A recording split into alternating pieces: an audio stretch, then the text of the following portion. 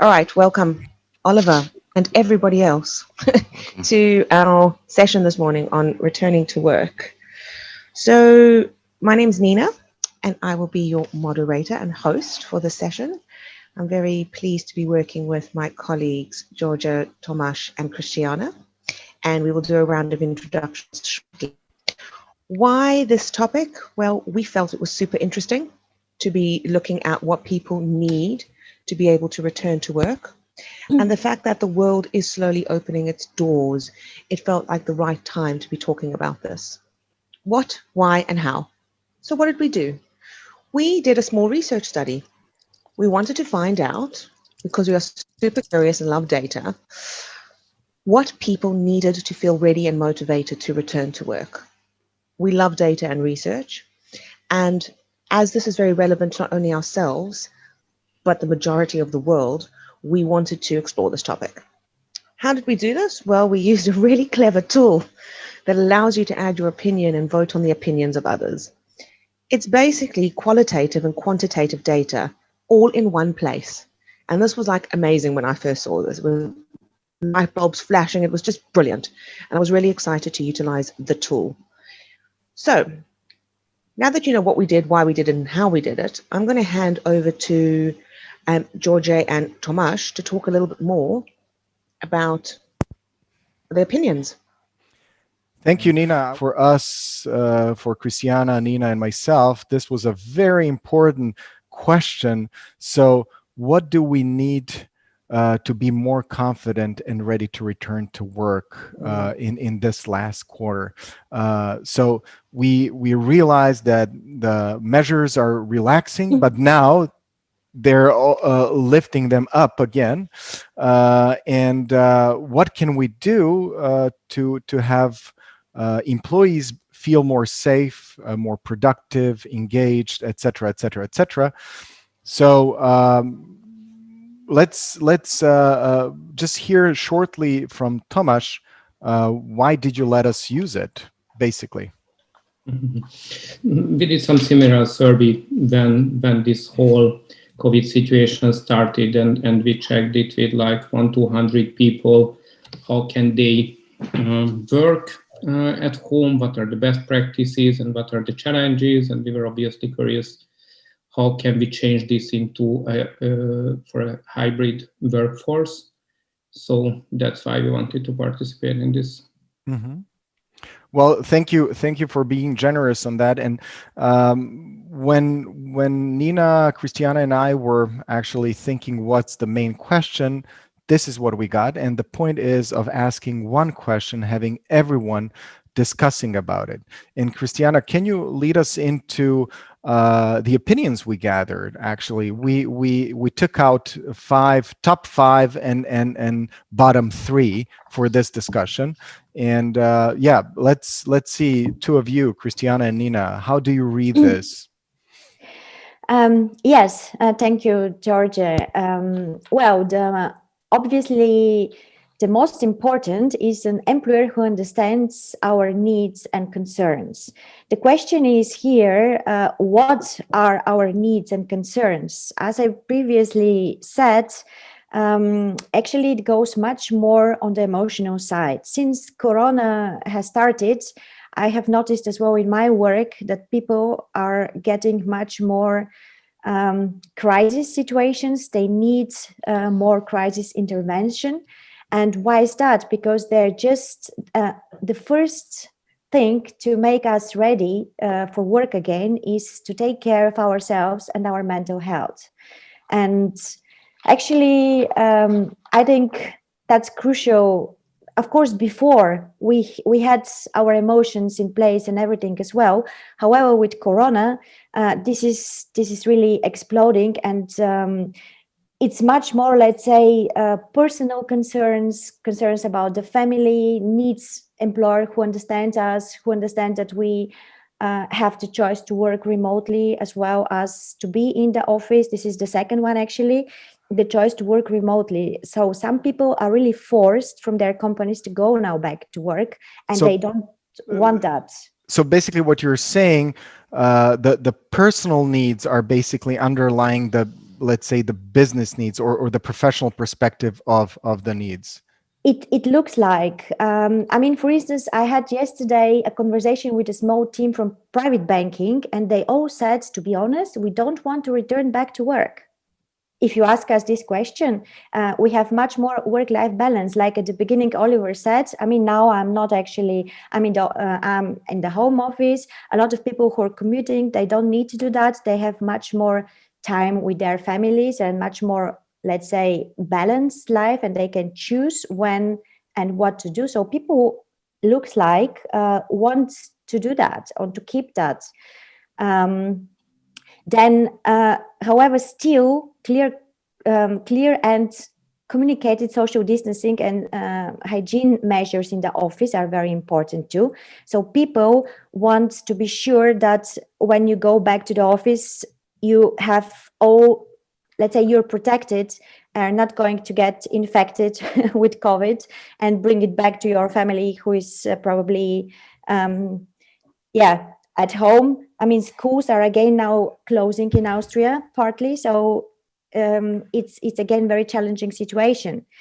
Then the global discussion and guidelines emphasis on work-life balance. This is again what I already mentioned about the conversation I had as well yesterday with this team, and better practices for hybrid work. So people need to have this flexibility to be able to decide if they're working from home or from the office, depending on how is their personal situation. So we go back again to the personal situation and the personal needs.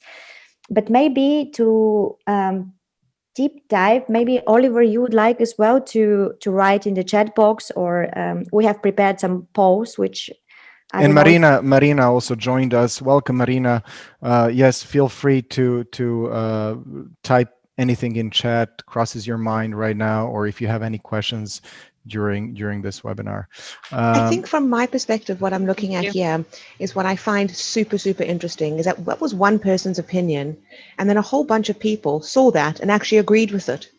So highlighting the tool and how it works, if you look at that very top line there, an employer who understands my needs and concerns, one person wrote that, but a whole bunch of people who joined actually agreed with it. In fact, it looks like most people who completed the survey actually agreed with it to some extent. 4 were neutral. So if you're looking at that data at the top, just to explain what you're seeing here is that the agreement levels are on the right, and the disagreement levels are on the left. And those top 3 seem to be a lot to do, as Christiana has said, choice. Mm-hmm. There's a purveying theme here for me around choice.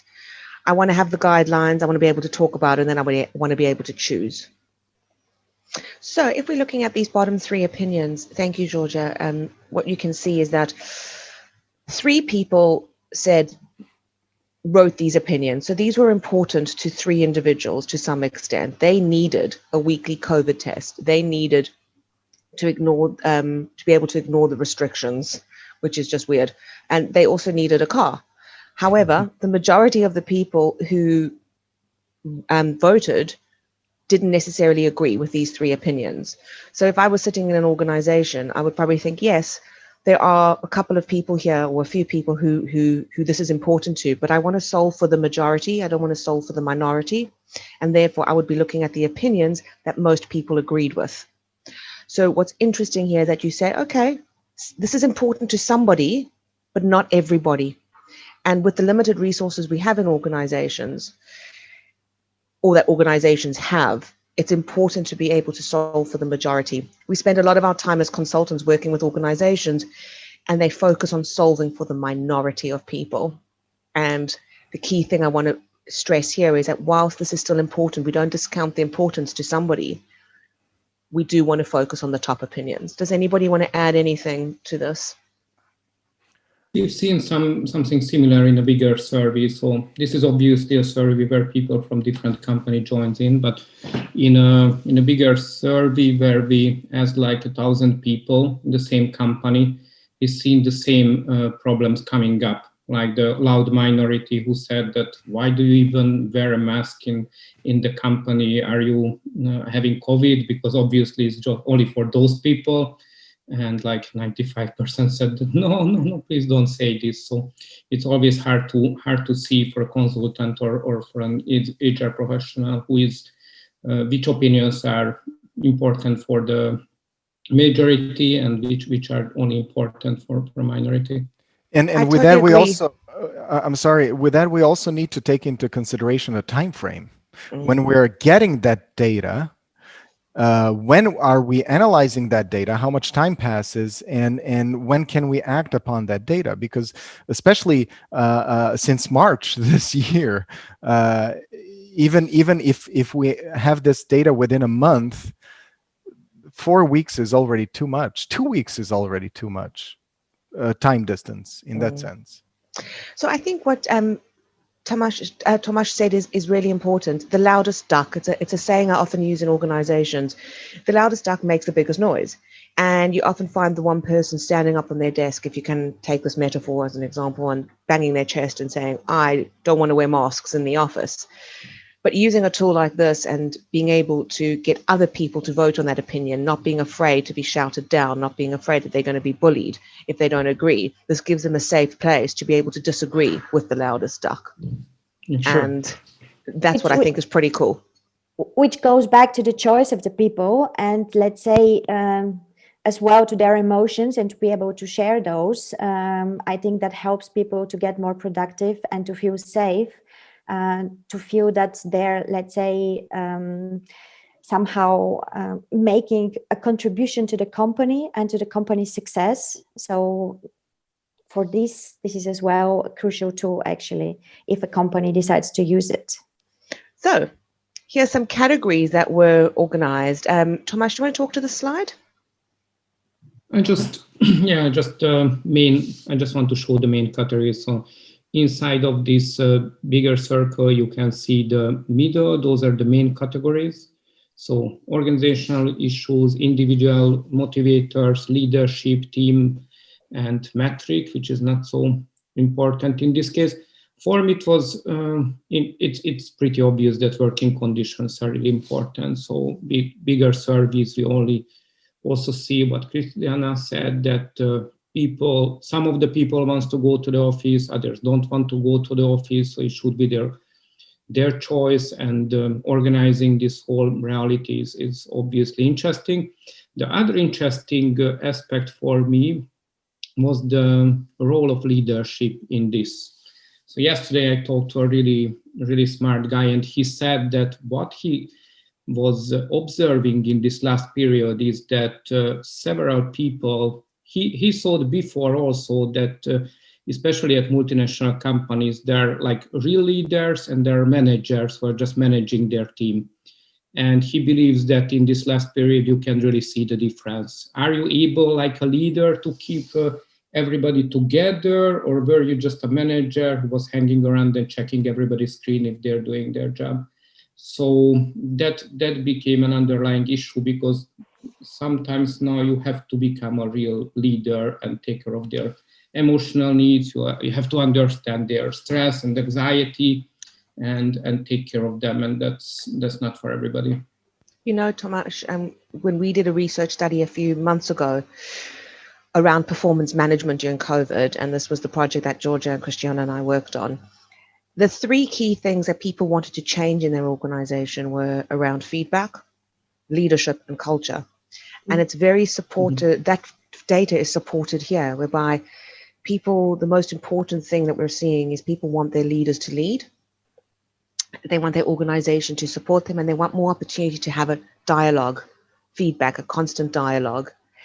And on a personal note, I believe that this will be the time that leaders in organizations will leave their legacy. Whether it's a positive one or a negative one, people will remember what organizations did for them during this time of COVID. So you've got this great data, and you've got this tool, or any tool really, to be able to collect data. So what? What are you going to do about it? And as Tomasz clearly said, it doesn't matter what tool you use as long as you are collecting data. The key thing, which we liked as independent consultants about QC, was the fact that it's quick, it's anonymous, you're not restricted in any way, and there's an agility into how you can respond. So the response times are really quick, and you don't have to wait months and months and months. So let's move on to the takeaways, and let's just talk about these for a few minutes. And I'd love to invite Christiana to give her opinion around some of these takeaways. So communication and feedback are more important now than ever before. We know this, right? We've learned this, Christiana, from our previous research.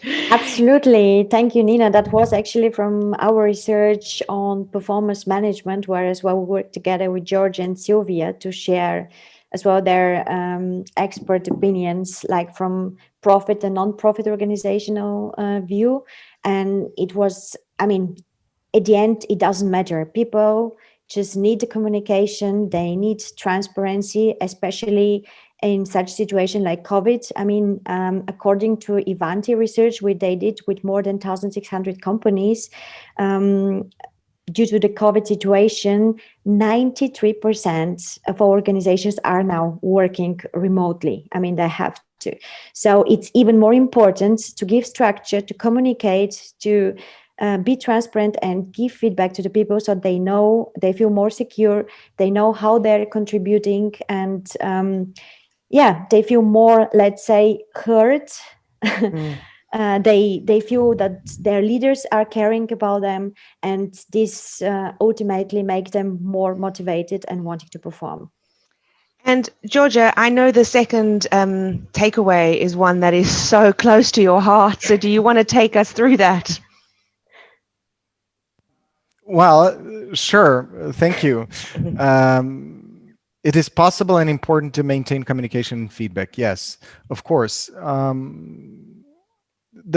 To me, the main concern was always to maintain communication, or to establish and maintain and further develop the quality of communication. And definitely, if we cannot do it in person, let's find solutions that we can use to do so.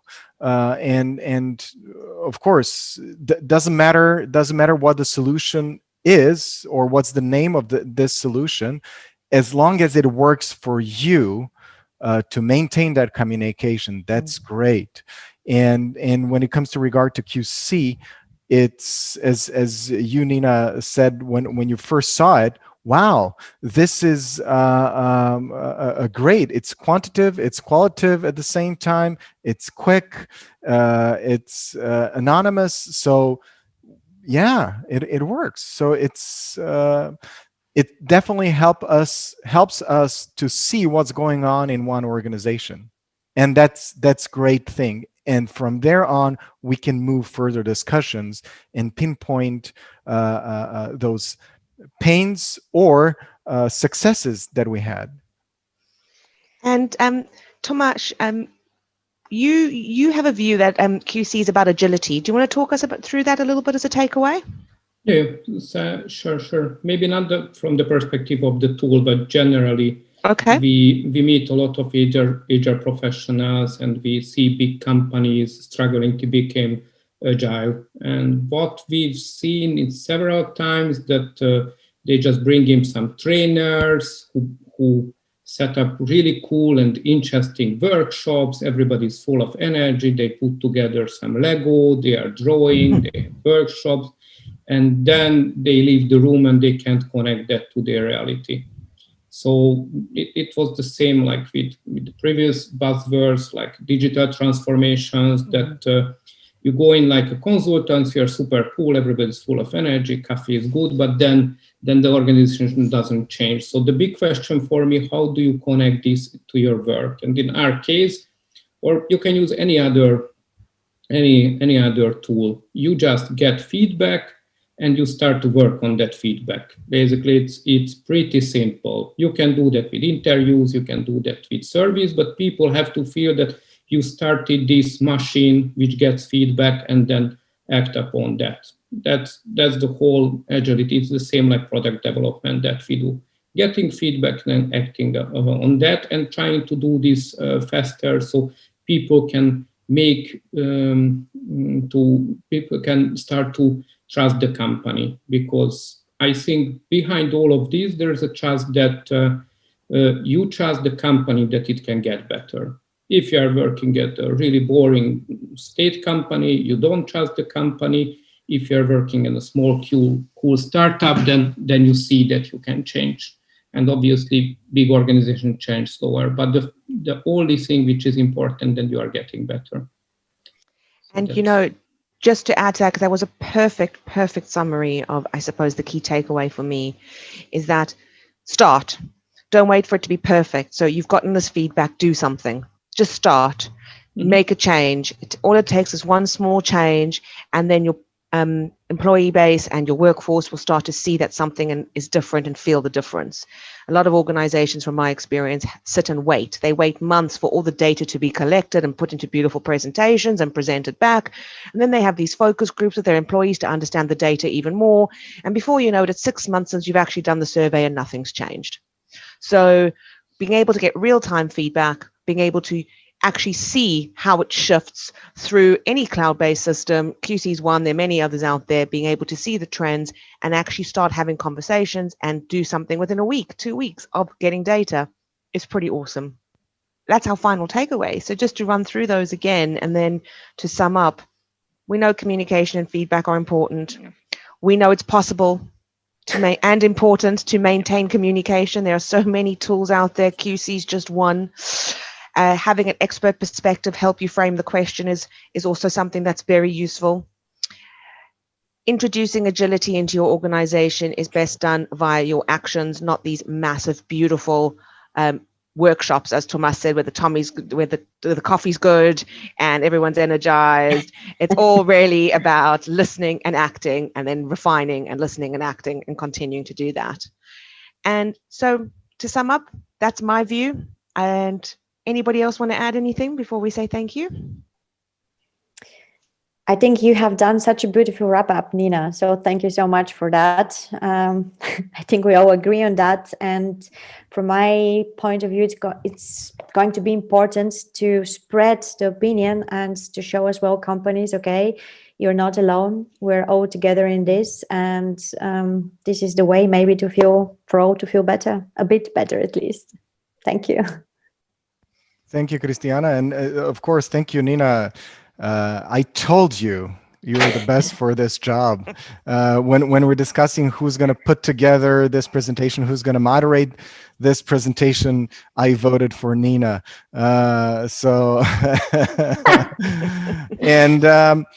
yes, I agree. And there is a great opportunity to share what we found so far, especially because, as I mentioned earlier, we definitely have opinions from at least 4 areas of Vienna, London, Budapest, and Belgrade.